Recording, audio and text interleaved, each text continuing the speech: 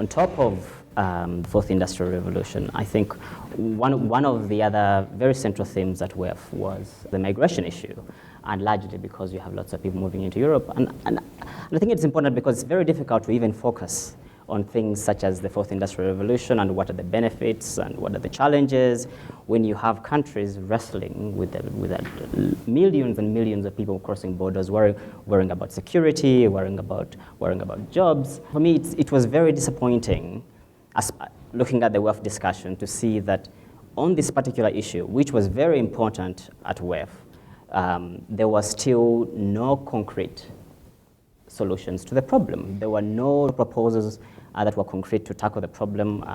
Europe has taken in about, Matthew mentioned, over 1 million. It's a lot, a lot more than that. Germany alone has taken in Germany alone has taken in close to, million. about 1.2 million migrants. There are over 20 million refugees around the world. There are 30 million internally displaced persons around the world. And it was very, very disappointing that at the WEF you still saw this squabbling between leaders without really coming together and addressing the issue as a collective. And that's what you're seeing in Europe. You're seeing Germany taking the lead on this. It has taken in way more refugees, and perhaps Sweden as well to a certain extent, but all the other European members are building fences. You look at Hungary, has put up a fence. You look at countries taking away possessions of migrants. And you have David Cameron trying to renegotiate Schengen. And so the issue threatens to completely tear Europe apart if they don't work very collectively. But probably the thing that was, for me, was a bit disappointing around the discussion on refugees and forced migrants is that there wasn't much talk on African refugees and African forced migrants.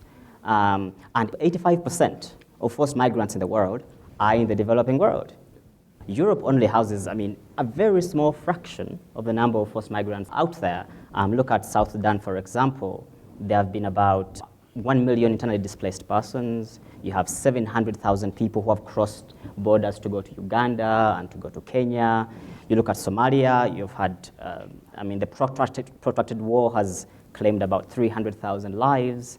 You have, over 1 million, IDPs as well. I think that on top of the fourth industrial revolution, countries really have to find a way of managing the refugee crisis. And I think some of the ways of doing that is tackling the problem collectively instead of bickering like they are in Europe, but also probably do a better job of helping those countries closest to the conflict areas that actually provide refuge to most of the forced migrants.